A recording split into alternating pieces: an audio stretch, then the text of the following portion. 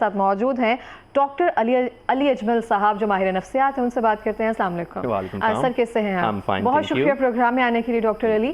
और मैं आपसे पूछना चाहती हूँ, हम हमेशा से बात करते हैं बड़ों के बारे में, इनके पीछे ये रीज़न हो सकता है, सर्टन ट्रॉमा हो सकता है, लेकिन बच्चों की जिद की वजह क्या होती है बेसिकली? जी, बच्चों की जिद की वजह भी वही होती है जो बड़ों की जिद की वजह होती है। हम उसको नहीं कंसीडर करते ना, कोई बात नहीं, बच्चा है, रो रहा है। अच्छा, इसमें एक चीज़ तो ये है कि बचपन है तो बच्चे जिद तो करते ही हैं, ये एक नॉर्मल है। हाँ, अगर बड़े जिद करें तो वो कुछ एबनॉर्मेलिटी कंसीडर कभी कभी होती है लेकिन सबसे पहले बच्चे हैं तो जिद तो करेंगे, ये एक नॉर्मल जिद भी होती है।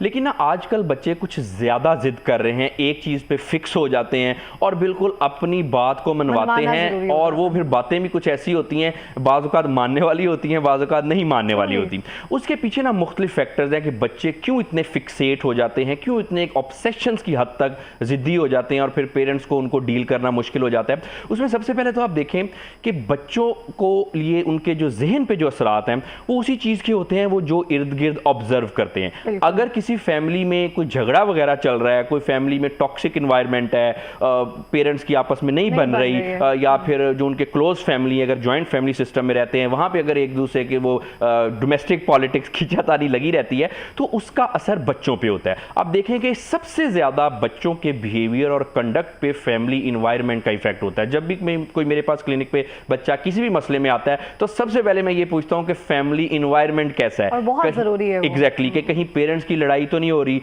आमतौर पे ये होता है कि पेरेंट्स टॉक्सिक होते हैं, साइलेंट ट्रीटमेंट एक दूसरे को देते हैं। अच्छा, एक चीज़ देखें कि हम क्योंकि जो अडल्ट लोग हैं 100 दिमाग में सोचें चल रही हैं, 100 चीज़ें हमने सोचनी है, कोई काम की, कोई घर की, कोई मुख्तलिफ चीज़ें, लेकिन बच्चों का जो जहन है वो एक बिल्कुल क्लीन स्लेट होता है। उनको इस उम्र में आजकल कोई ऐसे मसले तो नहीं ज्यादा होते, अब बच्चे वो चीजें भी ऑब्जर्व करते हैं और उसको डाइजेस्ट करते हैं अपने माइंड में, जो कि आमतौर पे बड़े इग्नोर कर देते हैं। तो बच्चा क्या करता है, वो अपने माहौल को अडल्ट से ज्यादा ऑब्जर्व करता है। अब बिल्कुल एक क्लीन स्लेट की तरह बच्चे का दिमाग है, अब जो चीज वो ऑब्जर्व करता है वो उसको अपने माइंड में बिठा लेता है। मतलब ये माँ बाप की जिम्मेदारी कि बच्चे को किस तरह से आगे बढ़ा एक तो बच्चे को माहौल अच्छा दें कि बच्चे को अच्छी चीजें ऑब्जर्व करें ना। देखें, दिमाग का भी ऐसे ही है जैसे हमारे पेट का, स्टमक का मसला है, अच्छी चीजें खाएंगे तो सेहत भी ठीक रहेगी, पेट भी ठीक रहेगा। इसी तरह से दिमाग में अगर आप पॉजिटिविटी इंजेक्ट करेंगे बच्चे के, तो जाहिर बात है उसका दिमाग, उसका ब्रेन, उसकी पर्सनैलिटी वो हेल्दी होगी। लेकिन अगर टॉक्सिटी इंड्यूस करेंगे तो ऑब्वियसली उसके फिर बच्चे के सबसे पहले कंडक्ट पे इशू होंगे। कंडक्ट में सबसे बड़ा मसला क्या है कि बच्चे जिद्दी हो जाते हैं, एक तो इसकी ये वजह है। अब दूसरा इसमें मसला बच्चों के जिद की है वो पेरेंटिंग है, कि पेरेंट्स जो हैं वो अपने बच्चों को मैनर्स या सोशलाइजेशन किस तरह से सिखा रहे हैं। अगर कोई बात मनवानी है बच्चों से, बच्चों को डिसिप्लिन करना है, तो पेरेंट्स कर कैसे रहे हैं। आमतौर पे देखा यह गया है कि पेरेंट्स एक्सट्रीम अप्रोच ले लेते हैं। ज़्यादातर तो अगर हम सख्ती करते हैं, लेकिन आजकल एक जो मॉडर्न पेरेंटिंग है, जो मॉडर्न पेरेंट्स हैं उनकी एग्जैक्टली अब वो नई जनरेशन एक सामने आ गई है कि बच्चों को बिल्कुल ही रिलैक्स छोड़ दिया। अब वो भी इतना ही बच्चों के लिए, सेहत के लिए खतरनाक है जितना कि बहुत ज़्यादा सख्ती करना। यानी कि अगर बहुत ज़्यादा सख्ती से बच्चे बिगड़ते हैं तो आजकल बहुत ज़्यादा नरमी से भी बच्चे बिगड़ जाते हैं। तो पेरेंटिंग के लिए हमें बैलेंस्ड अप्रोच होनी चाहिए कि बच्चों को ना ज़्यादा आप डांटें और ना ही ज़्यादा आप उनको ज़रा रिलैक्स करें। अब उसके बाद फिर ये है कि दूसरी पेरेंटिंग में एक बहुत इंपॉर्टेंट चीज़ है जिसकी वजह से बच्चों में बिहेवियर के मसले आ रहे हैं, कि पेरेंट्स अपने बच्चों को वैल्यूज़ क्या सिखाना चाह रहे हैं। बाज़ औक़ात ऐसा होता है कि बच्चे की एक नेचुरल एक एज फैक्टर होता है, उसकी वजह से बच्चों को पेरेंट्स कुछ चीज़ें सिखाने के लिए बहुत ज़्यादा सख्ती कर देते हैं, जिसपे मैं समझता हूँ कि इतनी ज़्यादा सख्ती नहीं करनी चाहिए। पेरेंट्स को ये चाहिए कि देख लें इंपॉर्टेंट क्या है, अनइम्पॉर्टेंट क्या है। हाँ, अब जो इंपॉर्टेंट चीज़ है हम बच्चों के लिए आमतौर पर देखा गया कि पेरेंट्स ये कहते हैं कि बच्चे का कंडक्ट ऐसा होना चाहिए कि सारे फैमिली वाले उसकी करेंगे, बड़ा अच्छा बच्चा है, अप्रिशिएट करें। अच्छा, अब आमतौर पे ये चीजें भी इंपॉर्टेंट हैं, लेकिन इसको हमें ओवर फोकस नहीं करना चाहिए। देखिए, बच्चे हैं तो वो जिद तो करेंगे, बच्चे हैं तो वो शरारतें भी करेंगे। बाय द वे, जो बच्चा शरारतें नहीं ना करता उस पे ध्यान वो जरा एबनॉर्मेलिटी है कि बच्चा इस एज में क्यों नहीं शरारतें करता।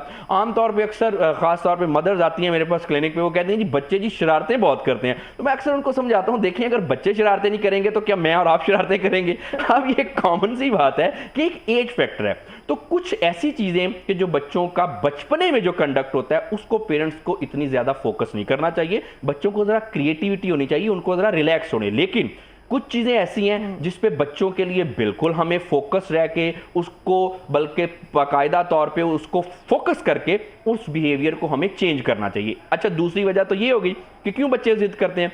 अब तीसरी जो वजह है वो भी आजकल बहुत ज़्यादा कॉमन हो रही है। देखिए, आजकल बच्चों में ज़हनी व नफ्सियाती मसले जो है ना वो अडल्ट से ज़्यादा पाए जा रहे हैं। जो मेरे अपने एक्सपीरियंस में क्लिनिक पे आया है कि ज़्यादातर बच्चों में आजकल इश्यूज पाए जा रहे हैं। उसमें क्या है, सर-ए-फ़हरिस्त ऑटिज़म का मसला है। अगर किसी बच्चे को ऑटिज़म डिसऑर्डर है तो ऑटिस्टिक बच्चे जो हैं वो जिद करते हैं, वो एक जगह पे फिक्स हो जाते हैं और फिर वो टस से मस नहीं होते। मुख्तलिफ किस्म की सिम्टम्स और भी ऑटिज्म की हैं, लेकिन ये भी एक सिम्टम है जिसकी वजह से बच्चा जिद करता है। उसके अलावा फिर कुछ कंडक्ट डिसऑर्डर है। उसके अलावा अगर हम बात करें ADHD का मसला है, और भी बच्चों के काफ़ी सारे ज़हनी व नफ्सियाती मसाइल, जो बीमारियां जिसको हमें कहना चाहिए तकरीबन कोई 50 से ज़्यादा हैं। उनमें से ज़्यादातर की सिम्टम में ये भी चीज़ शामिल है कि बच्चा जिद करता है। अच्छा, अगर अभी तो ये तीसरा सिनेरियो है बच्चे का कि बच्चा इस वजह से जिद करता है, तो फिर आप जितना मर्जी उनको डिसिप्लिन कर लें, आप उनको जितना मर्जी डांट डपट लें, कुछ भी कर लें, बच्चे ने जिद करनी है, रूट कोज की तरफ एग्जैक्टली उसका अगर ये वाली जिद हमने खत्म करनी है जो कि मसलों की वजह से होता है, तो फिर जब तक मसले नहीं खत्म होंगे बच्चे के, कोई ज़हनी व नफ्सियाती जैसे ऑटिज्म, ADHD और भी चाइल्ड डिप्रेशन भी बाय द वे आजकल बड़ा कॉमन है, तो जब तक ये नहीं होंगे तब तक फिर बच्चों की जिद जो है वो ठीक नहीं होगी। तो एक बच्चा वो मुख्तलिफ वजह से जिद कर सकता है, और बाय द वे फिर वो उस मुख्तलिफ वजूहात में भी एक हमने ये देखना है कि क्या ये नॉर्मल जिद तो नहीं है। और बाय द वे जिद करना तो बड़ी अच्छी बात भी बाद औक़ात होती है कि आपका बच्चा वो अपने बात पे अड़ जाता है। ऐसा बच्चा जब बड़ा होगा तो जारी बात है जब उसको दुनिया का सामना करना पड़ेगा तो वो ज़रा कॉन्फिडेंट होगा, वो भी अपनी बात पे अड़ने वाला होगा। और बाय द वे एक हद तक अपनी बात पे, जिसको स्टैंड लेना कह लें, अड़ने का वर्ड ज़रा नेगेटिव कॉनोटेशन में आ जाता है, अपनी बात पे स्टैंड लेने वाला, ये तो हमारे करैक्टर की स्ट्रेंथ होती है। तो बच्चों की जो करैक्टर स्ट्रेंथ है वो हमने बचपन से ही बिल्ड करनी है। ये नहीं हमने करना कि जी बिल्कुल बच्चे को एक न्यूरोटिक ही बना दें कि खड़े हो जाओ तो बच्चा खड़ा हो जाए, कहो बैठ जाओ तो बच्चा बैठ जाए। ऐसा बच्चा जब अडल्ट बनता है तो उसके फिर पेरेंट्स नहीं होते उसके साथ। जब बाहर की दुनिया में हमने काम करना है तो बाहर की दुनिया में थ्राइव करने का जो और भी हमारे मुख्तलिफ करैक्टर की स्ट्रेंथ होनी चाहिए, लेकिन ये भी स्ट्रेंथ एक होनी चाहिए कि अपनी बात पे स्टैंड लें, आपको पता हो आप सही कहाँ पे हैं, गलत कहाँ पे हैं, और ये चीज़ें बचपन से ही बनती हैं। और एक मैं और आपको बात बताऊं कि बचपन बहुत ज़्यादा इंपॉर्टेंट है।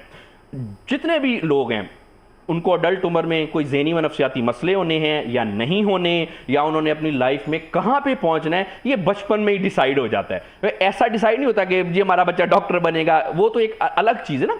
बेसिकली ये होता है कि पेरेंट्स ने अपने बच्चों की ट्रेनिंग कैसे की है, कैसे ग्रूम किया है, और बचपन में पेरेंट्स के इंटरेक्शन की वजह से बच्चों के साथ बच्चे में कौन सी करैक्टर की स्ट्रेंथ डेवलप हो गई है और कौन सी खामियां, कमियां, महरूमियां रह गई हैं। अब बचपन में जो चीज़ शख्सियत में बिल्ड हो गई वो सारी जिंदगी आगे चलेगी। तो बच्चों की जो जिद है वो हर वक्त बुरी नहीं होती। बच्चे जिद करते हैं और बाय द वे करनी भी चाहिए, शरारतें भी करते हैं, करनी भी चाहिए, लेकिन अगर हद से ज़्यादा करता है कोई बच्चा जिद, उसके अलावा अगर कोई बच्चा ऐसी चीज़ों पे जिद करता है कि उसको कोई खुदा न खास्ता कोई लाइफ थ्रेटनिंग सिचुएशन हो सकती है, या उसके कुछ रोज़मर्रा के जो अमूर हैं वो डिस्टर्ब हो सकते हैं, कोई स्टडी में ठीक नहीं परफॉर्म कर रहा अपनी जिद की वजह से, ये रेड लाइंस हैं कि अब पेरेंट्स को कहना चाहिए नहीं ये जिद एक्सेप्टेबल है और ये जिद एक्सेप्टेबल नहीं है। अगेन एक्सट्रीम अप्रोच क्या है जी कि नहीं जी पेरेंट्स ने जी कोई जिद एक्सेप्टेबल नहीं है, बच्चे की पर्सनैलिटी ग्रूम नहीं होगी। बच्चे को बड़ा होकर आम तौर पे ऑब्सेसिव कंपल्सिव डिसऑर्डर हो सकता है, बच्चा बीमार हो सकता है, बड़ा होकर अगर बीमार ना भी हो तो टेंडेंसीज आ सकती है ना। मुख्तलिफ लोगों में हमने देखा है कि वो बड़े होकर ऐसे ही सोचते रहते हैं, हर वक्त सोचों में गुम रहते हैं। कुछ लोग ऐसे होते हैं। डॉक्टर अली, मैं आपसे पूछना चाहती हूँ, जैसे हम बात करते हैं बच्चों में, जैसे हम देखते हैं कि सोशल लर्निंग थ्योरी में भी हमें ये चीज़ें देखने में सामने आती हैं कि बच्चों के सामने जैसे आप बिहेव कर रहे होते हैं, इवन किस तरह के आप कार्टून्स उनको दिखा रहे होते हैं, किस तरह से वो देख रहे होते हैं, स्क्रीन टाइम में अपने क्या देख रहे हैं, वही चीज़ें वो ऑब्जर्व कर रहे होते हैं और वही चीज़ें अपने बच्चों अपने साथ कर रहे होते हैं। आप खिलौनों में भी वही चीज़ें वो मांग रहे होते हैं कि ये चीज़ हमें चाहिए, सामने देखिए समथिंग इस तरह से। तो बच्चे बहुत ज़्यादा हाइपर एक्टिव एक तरह से हो जाते हैं। अब हाइपर एक्टिव होना और जिद करना आई थिंक दोनों डिफरेंट चीज़ें, आप बेहतर बता सकते हैं हमें। तो अब जिद कर रहा है बच्चा वो तो ठीक है, लेकिन अगर हम उसके डाइट प्लान पीछे ये सब चीज़ें देखें जिस वजह से वो हाइपर एक्टिव हो रहे हैं, उन चीज़ों का हम कंपैरिजन कैसे कर सकते हैं? एक चीज़ तो तरबियत पर आ गई कि हमें बच्चों को एक बैलेंस माहौल देना है, माँ बाप की तरबियत अच्छी होनी चाहिए, घर का माहौल बेहतरीन होना चाहिए, उनकी जो देख रहे हैं, सुन रहे हैं, परख रहे हैं, वो बेहतरीन होना चाहिए। लेकिन इसके साथ साथ खुराक उनकी अगर अच्छी नहीं होगी तो वो हाइपर एक्टिव हो जाते हैं बहुत सारी चीज़ों में। तो ये आप हमें इस बारे में बताएं। जी बिल्कुल, आपने बिल्कुल ठीक कहा कि खुराक का बड़ा इम्पैक्ट होता है। आमतौर पर बच्चे क्योंकि जिद भी करते हैं और फिर बच्चों की जो खाना है वो लिमिटेड होता है, तो जाहिर बात है बच्चों में ना सबसे ज्यादा आजकल जो मसला हाइपर एक्टिविटी या जिद करना, चिड़चिड़ापन खास तौर पे आ जाना, उसका डायरेक्ट उनके खुराक से ताल्लुक है। आमतौर पे अगर बच्चों में आयरन की डेफिशिएंसी हो, जो कि आमतौर पे ज्यादातर बच्चों में होती है क्योंकि बच्चे ज्यादा दूध पीते हैं आमतौर पे, तो दूध जो है वो आयरन के एंटी काम करता है क्योंकि उसमें कैल्शियम वगैरह होता है। तो जितना ज्यादा बच्चा दूध पीता जाएगा वो कैल्शियम डेफिशिएंसी तो पूरी होती जाएगी, लेकिन साथ साथ आयरन जो है वो कम होता जाएगा। इसलिए ये भी एक मैं बात करता चलूं कि जो बातें पहले ही थी कि जी मुकम्मल ग़िज़ा बिल्कुल बड़ी अच्छी ग़िज़ा है, लेकिन साथ बच्चों को दूसरी चीजें भी देनी चाहिए। अगर सिर्फ इस चीज पे रखेंगे तो बच्चों में आयरन डेफिशिएंसी हो जाएगी, उसके बाद फिर क्या होगा, जाहिर बात है बच्चे चिड़चिड़े हो जाएंगे। एक तो ये चीज है डाइट में। दूसरा, आमतौर पे ये देखा गया कि जंक फूड जो कंज्यूम करना है उससे भी बच्चों के आजकल बिहेवियर के इश्यूज आ रहे हैं। आजकल एक एवरेज बच्चा पहले की जनरेशन से ज्यादा जंक फूड कंज्यूम कर रहा है। उसमें कैलोरीज तो होती हैं ज्यादा, लेकिन उसमें कुछ न्यूट्रिएंट्स नहीं होते, जिसकी वजह से बच्चों में डेफिशिएंसी हो जाती है। और ना सिर्फ कि चिड़चिड़ापन, गुस्सा, जिद, बल्कि एक हद तक बच्चे लेजी भी हो जाते हैं, उनमें फोकस का मसला नहीं होता, इतने ज्यादा एक्टिव जितने होना चाहिए उतने नहीं होते। और बाद का जो आपने फिर बात की कि कुछ बच्चे हाइपर एक्टिव होते हैं, उसके भी पीछे ये फैक्टर्स होते हैं। तो बिल्कुल सबसे पहले तो बैलेंस डाइट बच्चों की होनी चाहिए। अगर बैलेंस डाइट नहीं होगी तो यकीनी बात है आपके बच्चे में बिहेवियर के मसले होंगे। बहुत सारे ऐसे आते हैं बच्चे क्लिनिक पे, वो उनको बिहेवियर के मसले होते हैं, जब उनको देखा जाता है तो असल में पेरेंट्स का भी कोई झगड़ा नहीं होता, ना उनको कोई ऐसी कोई बीमारियों के सिम्टम है, बहुत ज्यादा ले रहे होते हैं, उस वजह से भी होता है। डाइट का आमतौर पे मसला होता है जिसकी वजह से बच्चे ज्यादा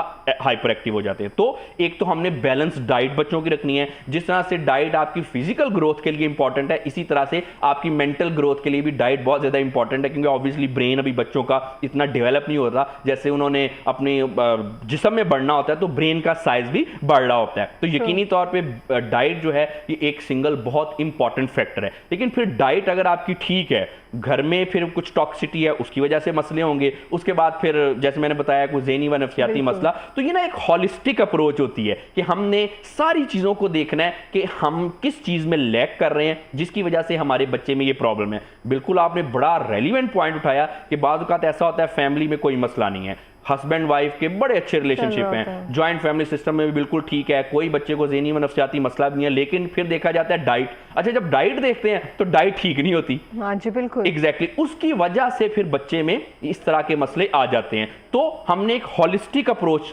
अपनानी है, घर का माहौल भी ठीक रखना है, बच्चों को डाइट भी ठीक देनी है, माँ बाप ने खुद लड़ना झगड़ना भी नहीं है। और उसके बाद जो बहुत इंपॉर्टेंट चीज है, आजकल सेल फोन का एक्सेसिव यूज, स्क्रीन टाइम बहुत एग्जैक्टली। अब स्क्रीन टाइम में बच्चे क्या कर रहे हैं, एक तो इसके ना दो एस्पेक्ट हैं, बच्चे देख क्या रहे हैं और बच्चों का स्क्रीन टाइम कितना है।